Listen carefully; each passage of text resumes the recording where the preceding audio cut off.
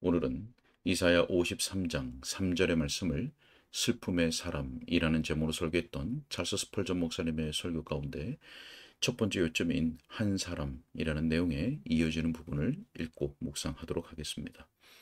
먼저 본문의 말씀을 읽겠습니다. 간고를 많이 겪었으며 질고를 아는 자라. 아멘. 설교 내용을 읽겠습니다. 주님은 자기를 낮추어 우리의 본성에 참여하심으로써 우리를 그분과의 가까운 관계로 이끄십니다. 비록 하나님이시지만 그분이 한 사람이셨기에 히브리 율법에 따르면 우리의 고엘, 즉 가까운 친족이 되셨습니다. 율법에 따르면 만약 누군가 기업을 잃어버리게 되었을 때 그의 가까운 친족은 그것을 사서 되찾아줄 권리가 있었습니다. 우리 주 예수님은 그분의 합법적인 권리를 행사하셨습니다. 우리가 팔려 속박된 것과 우리의 기업이 빼앗긴 것을 보시고 우리와 우리의 잃어버린 기업 모두를 속량하기 위해 오셨습니다. 우리에게 그런 친족이 있다는 것이 너무나 큰 복입니다. 룻이 보아스의 밭으로 이삭을 주우러 갔을 때 보아스가 그녀의 가까운 친족으로 밝혀진 것이 그녀의 삶을 가장 은혜로운 상황에 처하게 했습니다. 마찬가지로 은혜의 밭에서 이삭을 줍게 된 우리는 하나님의 독생자가 우리의 가까운 친족이신 것으로 인해 주를 찬양합니다. 그분이 역경의 때를 위하여 난 우리의 형제이십니다. 만일 사람에게서 난 것이 아닌 다른 어떤 대속물이 우리를 위하여 받아들여졌다면 그것은 하나님의 공의와 조화되지 않을 것입니다. 사람이 죄를 지었으니 사람이 하나님의 명예에 끼친 손해를 보상해야 합니다. 율법을 어긴 것은 사람에 의한 것이니 사람에 의해 벌충되어야 합니다. 사람이 잘못한 것이니 사람이 벌을 받아야 합니다. 제가 사람을 위해 고난을 받겠습니다 라고 말하는 것은 천사의 고난에 속한 일이 아닙니다. 천사의 고난도 인간의 죄에 대한 보상이 되지 않기 때문입니다.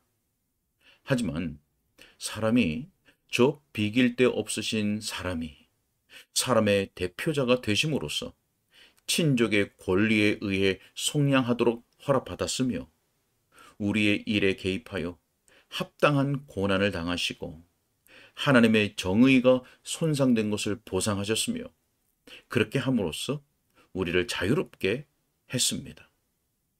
그분의 복되신 이름에 영광을 돌립니다. 사랑하는 이여, 여호와께서는 그리스도의 인성 안에서 그가 우리의 구속자가 되기에 합당함을 보셨습니다. 그러므로 한때 사탄에게 속박되었었던 이곳에 있는 많은 사람들이 그리스도의 인성 안에서 우리를 그분에게로 이끄는 매력을 볼 것이라고 저는 믿습니다. 죄인이여, 당신은 완전 무결한 하나님께로 올 필요가 없습니다. 당신은 소멸하는 불 가까이로 오라는 명을 받지 않았습니다. 당신이 그토록 노여우시게 했던 그분에게 가까이 간다는 것은 당연히 두렵고 떨리는 일입니다. 하지만 당신과 하나님 사이에 중재하도록 지명되신 한 사람이 있습니다. 만약 당신이 하나님께 오고자 한다면 당신은 그분, 즉 사람이신 그리스도 예수를 통해서 와야 합니다. 거룩한 성소에 계신 하나님은 그리스도 밖에 있는 자들에게는 두려운 분이시며 결코 죄를 묵과하지 않으실 것입니다. 하지만 저기 인자를 보십시오. 그분은 손에 가득 은혜를 담고 있는 사람이십니다. 연민으로 젖은 눈을 하시고 사랑으로 넘치는 입술과 자비로 가득한 마음을 가지신 분이십니다. 그분의 옆구리에 깊이 베인 상처가 보이지 않습니까? 그 상처를 통하여 그분의 마음에 이르는 큰 대로가 있으니 그분의 긍휼이 필요한 자는 곧 그분의 마음을 자극할 수 있습니다. 오 죄인이여, 구주의 마음으로 향하는 길은 열렸으니 참회하며 그 길을 찾는 자는 결코 거절되지 않을 것입니다. 낙심에 빠진 영혼이 어찌하여 구주께 가까이 오기를 두려워한단 말입니까? 그분은 황송하게도 하나님의 어린 양의 모습을 취하셨으니 저는 어떤 어린아이도 어린 양을 두려워하지 않는 것을 압니다. 예수님은 모든 수고하고 무거운 짐진 자들을 오라 하실 때 이 말씀을 하셨습니다. 나는 마음이 온유하고 겸손하니 나의 멍에를 메고 내게 배우라. 저는 여러분이 슬픔과 두려움을 느끼고 있음을 압니다. 하지만 그분 앞에서 두려워 떨 필요가 있을까요?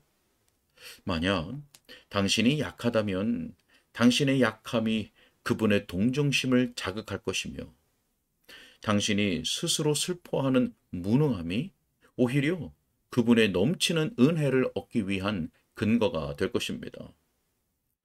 만약 제가 아프고 치료를 위해 누울 병상을 제가 선택할 수 있다면 저는 지상에서 가장 훌륭하고 친절한 의사가 저를 진찰할 수 있는 곳에 눕혀달라고 요청할 것입니다. 뛰어난 기술과 큰 자비심을 가진 의사가 항상 관찰할 수 있는 병상에 눕기를 저는 바랄 것입니다. 제가 거기서 헛되이 오래도록 고통에 신음하지 않을 것이니 그가 나를 치료할 수 있다면 치료할 것이기 때문입니다. 죄인이여, 오늘 아침 믿음의 행위로서 예수님의 십자가 아래에 당신을 두십시오. 그분을 바라보고 이렇게 말하십시오. 복되신 의사시여, 저를 위해 상처를 입으신 당신께서는 저를 치료하실 수 있습니다. 저를 위해 죽으신 당신께서 저를 살게 하실 수 있습니다. 저를 내려다 보소서. 당신은 사람이시니 사람이 고통당하는 것이 무엇인지를 아십니다. 당신은 사람이시니 당신께 도움을 바라며 부르짖는 한 사람을 지옥에 떨어지도록 버려 두시겠습니까? 당신은 사람이시며 또한 구원하실 수 있는 분이시니 은혜를 갈망하면서 당신의 공로로서 구원해 달라고 부르짖는 한 불쌍하고 무가치한 사람을 가망 없는 불행 속으로 던지시겠습니까? 자, 범죄한 인간들이여, 예수님의 마음을 움직일 수 있다는 믿음을 가지십시오. 죄인이여, 두려워 말고 예수님께 도망치십시오. 그분은 구원하려고 기다리십니다. 죄인들을 받아들여 그들을 하나님과 화목하도록 하는 일이 그분의 직무입니다. 당신이 하나님께 먼저 가지 않아도 되는 것과 예수 그리스도께 오라고 초대되어 그분을 통해서 아버지께 대하여 살 수 있음에 감사하십시오. 성령께서 우리 주님의 겸손에 대해서 진지하게 묵상하도록 여러분을 이끌어 주시길 빕니다. 그리하여 여러분이 생명의 문, 평화의 문, 천국의 문을 발견하게 되기를 바랍니다. 자, 이 요점을 마무리하기 전에 이 말을 덧붙이고자 합니다. 하나님의 모든 자녀는 우리 구주의 얼굴이 우리 인류의 얼굴들 중에 하나인 사실에 의해서도 역시 위로를 얻을 수 있습니다. 그분이 자기 형제들의 모습과 같으시기에 그분은 자비롭고도 신실하신 대제사장이 되실 수 있었습니다. 그분은 모든 면에서 우리와 마찬가지로 시험을 당하셨기에 시험 당하는 자들을 능히 위로하실 수 있었습니다. 예수님의 동정심은 그분의 희생 다음으로 가장 고귀한 것입니다. 저는 일전에 한 그리스도인 형제의 침상 곁에 서 있었는데 그가 이런 말을 했습니다. 저는 우리 주님께서 우리의 질병을 짊어지신 것으로 인해 하나님께 감사를 느낍니다. 자, 그가 계속해서 말했습니다. 물론 제일 위대한 일은 그분이 우리의 죄를 짊어지신 것이지요. 하지만 저와 같이 병으로 고통당하는 자의 입장에서 볼 때 그 다음으로 위대한 일은 그분이 또한 우리의 약함을 담당하셨다는 것이지요. 자, 개인적으로 저 또한 그러하다고 증언합니다. 큰 고통을 느끼는 시기에 주 예수님께서 자기 백성을 괴롭히는 모든 통증에 대해서 동료로서의 느낌을 가지심을 아는 것이 저에게는 최상의 위로가 됩니다. 우리는 홀로가 아닙니다. 인자 같으신 이가 풀무불 가운데서도 우리와 함께 동행하시기 때문입니다. 우리의 하늘 위에 떠 있는 구름들이 전에는 그분이 이 땅에 계시던 때의 하늘도 어둡게 했습니다. 한때는 그분 역시 같은 것으로 인해 고통당하셨음을 아는 것이 얼마나 완벽하게 질고의 쓰라림을 가져가는지요. 마게도니아의 병사들이 힘에 부치는 긴 행군을 하고서 육체적 인내의 한계를 넘은 것처럼 보였을 때 알렉산더의 모습이 그들에게 힘을 회복하는 원인이 되었다는 말이 전해집니다. 그는 병사들과 함께 곡군했으며 병사들과 같은 피로를 느꼈습니다. 만약 그 왕이 페르시아의 군주처럼 큰 가마에 타고서 아주 편안하게 화려한 모습으로 이동했다면 그 병사들은 급속히 지치고 말았을 것입니다. 하지만 그들이 배고플 때 그들과 함께 배고픔을 느끼고 그들이 목마를 때 그들과 함께 목마름을 느끼며 종종 자신에게 제공되는 물잔을 거절하고 그 물잔을 자신보다 더 지쳐 보이는 동료 병사에게 건네주는 왕의 모습을 바라보았을 때 그들은 투덜거리는 것을 상상도 할 수 없었습니다. 모든 마게도니아 병사들은 만약 알렉산더가 피로를 견딜 수 있다면 그들 역시 어떤 피로도 견딜 수 있다고 느꼈습니다. 오늘 우리는 확실히 가난을 견딜 수 있으며 비방이나 경멸이나 혹은 육체의 고통이나 혹은 죽음 그 자체도 견딜 수 있습니다. 왜냐하면 우리 주 예수 그리스도께서 그것을 감당하셨기 때문입니다. 그분의 겸손으로 인하여 그분을 위해 낮아지는 것은 기쁨이 될 것이며 그분의 뺨에 뱉어졌던 침으로 인하여 그분을 위해 조롱거리가 되는 것이 아름다운 일이 될 것입니다. 그분이 눈을 가리고 맞으신 것으로 인하여 굴욕을 당하는 것이 명예가 될 것이며 십자가로 인하여 그토록 귀하신 주님과 그분의 대의를 위해서라면 목숨까지도 버리는 것이 삶 자체가 될 것입니다. 저 슬픔의 사람이 지금 우리에게 나타나시어 우리로 하여금 우리의 슬픔을 기쁘게 견딜 수 있게 해 주시길 빕니다. 만약 어디든 위로가 있다면 정녕 그것은 십자가에 달리신 분의 즐거운 임재 안에서 발견될 것입니다. 이사야 32장 2절에서 말씀합니다. 그 사람은 광풍을 피하는 곳, 폭우를 가리는 곳 같을 것이라. 아멘. 여기까지입니다.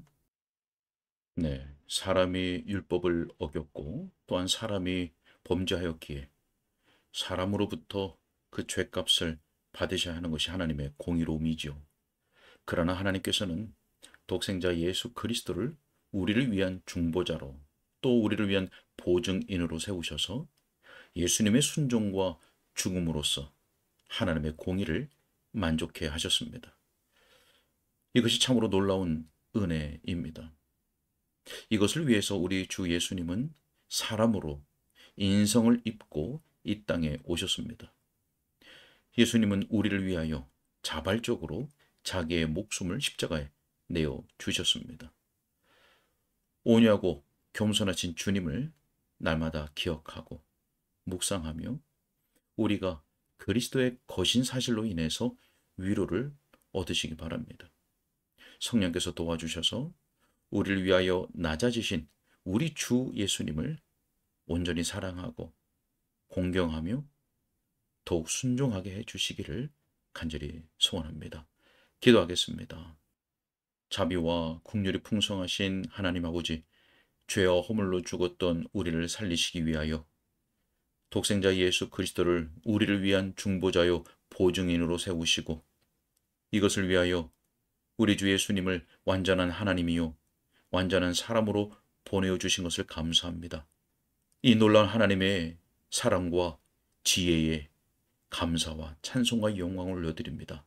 하나님, 이 은혜를 늘 기억하고 우리 주 예수 그리스도의 그 순종을 늘 기억하면서 온유하고 겸손하신 우리 주님을 더욱 사랑하게 하여 주시고 더욱 온전히 순종할 수 있도록 우리의 심령을 말씀과 성령으로 늘 주장하시며 인도하여 주옵소서. 주님 그 뜻하옵고 예수 그리스도 이름으로 기도하옵나이다. 아멘.